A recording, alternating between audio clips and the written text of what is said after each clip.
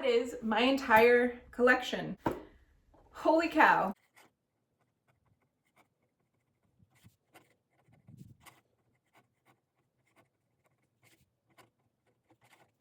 Hello and welcome to a fountain pen collection video for the end of 2020. I was going to say something about 2020, but I decided not to. Happy New Year. So I have all of my pen pouches here. That's where my pens are stored, and there's a lot of them. There are a whole lot of them. We have a Galen leather 10-slot pen pouch, which is one of my favorite pen pouches. I really love Galen leather products and highly recommend them, at least checking them out if you haven't already. But in this one is all of the pens that I have currently inked up right now, which is actually a lot, and I need to sort that out. I go through phases of inking only one pen and writing with that one consistently for a long time, and that tends to be my preference, but every once in a while I get a little bug in my pants and I ink up a whole bunch. So we have a Pelikan M800, two Pelikan M400s. The tortoise brown is one that I bought from the Nibsmith and had a custom cursive italic grind, and that's my favorite. I love that grind so much. In fact, the new Pelikan M600 in the red tortoise that I pre-ordered will also be coming from Dan at the Nibsmith, and that one will have a cursive italic as well. I have a TWSBI mini vac, which is a really great little pen, and if you're looking to get into fountain pens and you don't know where to start and you don't want to spend a whole lot of money, TWSBI is a great starting point. They're really solidly made, they're super affordable, and they have an incredible carrying capacity. And to have a vac filler or a big piston filler on an inexpensive fountain pen is really rare. So TWSBI does it, they do it really well. Their nibs are nicely tuned.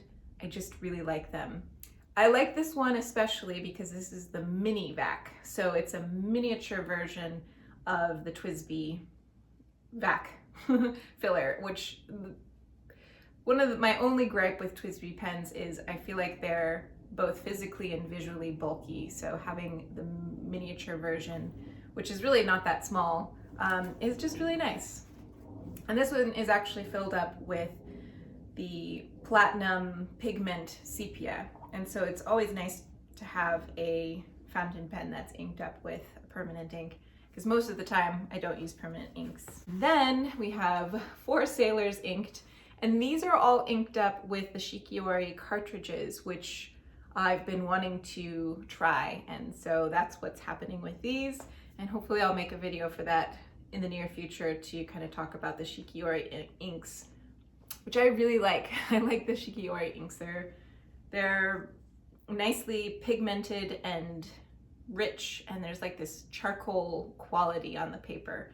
They just go down with this kind of chalky, rich line. I don't know how else to explain it. Charcoal's what comes to mind. I have my very first Sailor. This is a Sailor Nagasawa pen. So this was made for the Nagasawa shop, and so it has a bit different of a nib than most of the Sailors have, and I don't know if you can really see that. It was called, the title was really long. I've had it for maybe 3 years now. Sailor Nagasawa Prophet Original Skeleton with a fine nib. I don't know, skeleton because it's transparent, I'm assuming. Nagasawa because that's the store that they collaborated with. I don't know what the other things mean. But it's basically like a Sailor 1911 standard size. There are 2 of the Professional Gear Slims and a Professional Gear Mini, and these 3 were all released this year. This is the Sailor Vega Dragon Palace, and then the new Morocco in Zine Pink. And I really love those pens. I love the colors. And I think the Sailor Slim is my favorite. The Sailor Professional Gear Slim is my favorite size of the Sailor pens. It's more of a petite pen, and it's actually the same size as the Pelikan M400 as well. So those are my currently inked. Next, this one we'll go through real quick. This is a 10-slot pen pouch by Aston Leather. It's the first pen pouch that I actually bought for my vintage collection, which I have greatly outgrown. And you will see that very soon. So right now what is in it are vintage fountain pens. It's primarily my Estabrooks, which start over here and go all the way to the end here. And then I have a Do Right pen and some unknown green pen that is unmarked, but probably from the 1930s, as is the Do Right fountain pen. These all actually, one of the things that kind of separate them from the rest of my vintage fountain pen collection is these all have steel nibs, whereas every other pen that I have in the vintage collection is a steel nib. This one I found at an antique store and restored it, and actually it's starting not to smell, which is, oh no, still smells. I don't know what that smell is. It's unpleasant. I won't even say what I think it smells like. It's really gross. And I've aired it out, I've soaked it. It writes now, it fills, it has a new sack, and it's been flushed out. But man, that smell, whatever it is. Ugh. So that was actually a new pen that I found this year, at the beginning of this year. And then we have all of my modern fountain pens, with the exceptions of the ones that are currently inked. I've been writing primarily with modern fountain pens lately, simply because the more I use my vintage fountain pens, the more I am aware of their age and the preciousness of them, and I start to feel really protective and really worried that every time I ink it up and every time I clean it out and every time I carry it around in my purse, a little bit more wear and tear happens. And I really love my vintage fountain pen collection so dearly. So I don't use it as much, which is kind of sad because I don't like having a collection of unused things. I much rather have a collection of things that I use regularly. So I still ink up a vintage and I incorporate it into my daily journaling, but not in the same capacity as I used to. So this is a Girologio. I don't know. I'll just show it to you. I got this off of Goulet Pens. The Aston Leather is also from Goulet Pens. And this is a 20-slot pouch, I believe. And it's looking a little sparse only because I have a lot of inked up pens currently. And I always categorize them by the brand. So these are all the Sailor fountain pens that I have. And then in these little empty spaces are the ones that I'm using. And down here we have Pilots, we have Platinums, we have a TWSBI Eco Lamis, and a Kaweco Brass Sport. This Kaweco is probably one of the most used pens of 2020, and it's so precious. I really love this pen. I feel like it's really special, and my partner and I, well actually really my partner, he forced a patina on it using some like vinegar and salt, and we swapped out for a bronze clip which has also been patinaed, and it just looks like this ancient Greek artifact, and I really love it. That was definitely one of my most used fountain pens of 2020. This is really special because this was a gift from Andrew over at Pen Friends, and I'll link below his channel, but he painted this by hand. And it's so astounding. The details on this are absolutely incredible. And it's just, he does this a lot. He customizes pens. In fact, he sells them too. So if you're ever interested in looking for a hand-painted fountain pen, go check him out because he does really extraordinary work. I believe that was one of the first ones that he was experimenting with. And the stuff that he does now is just, it's incredible. Probably the Pilot Custom 823 was another big fountain pen that I used in 2020, one of my more commonly used fountain pens. And this is one that I've had for, I think, 3 years as well. I tried using the platinums, but they don't do it for me like they used to.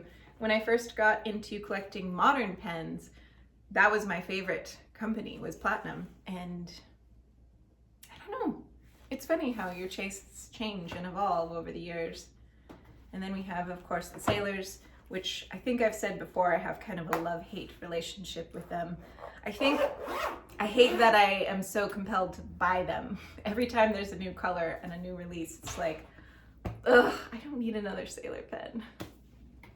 One of the goals that I have for 2021 with my fountain pens is, instead of buying new ones, to actually have some of the ones that I have already custom ground. And I've reached out actually to Mark Bacchus, who is the nib grinder, and so hopefully I'll hear back from him, but I'm hoping to get some of my Sailors and some of my Pelicans with a cursive italic grind as well.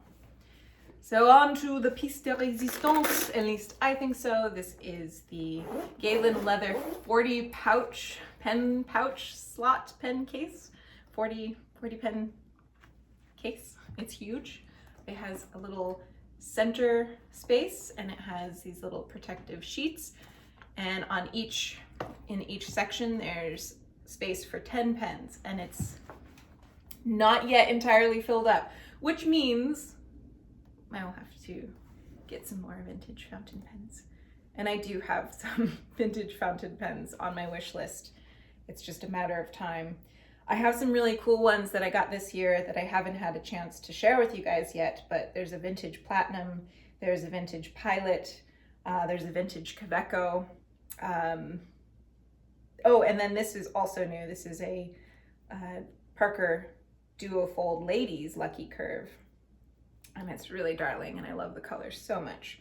But I want to do a vintage Japanese fountain pen video. I am waiting to get basically a vintage Sailor.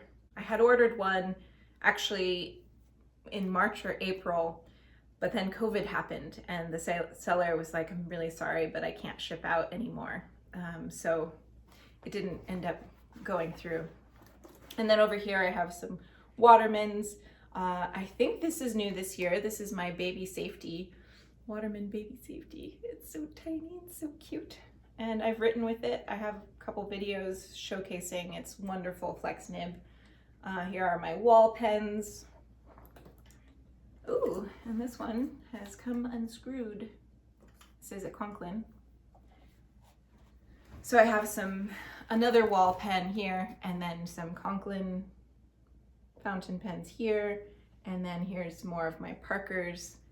And then at the bottom is another Waterman safety pen, but this one is a big boy, and this one's so beautiful. I got this from Watch and Write on Instagram, and it is, So where's the nib? Oh, right, it's a safety pen.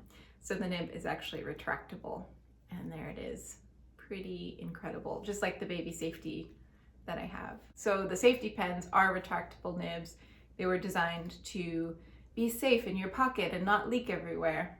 This one is, of course, a beautiful like redwood ebonite with a silver coat, a silver casing. I forget what the word is. There's a specific word for that style, but it's just absolutely extraordinary.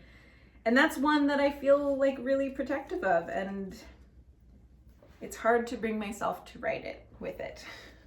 And then here, the rest of them, oh, this is a Maybe Todd Swan, which is an eyedropper. The rest of them are all my Sheaffer fountain pens. I am still on the hunt to replace this Sheaffer oversized balance pen, which is my very first vintage pen, which has a huge crack in it, and it's tragic, and I miss writing with it so much. But one day I'll find the perfect replacement. So that is my entire collection. Holy cow. Happy writing, everyone. Thank you for watching. If you have any questions, let me know, and I'll talk to you soon.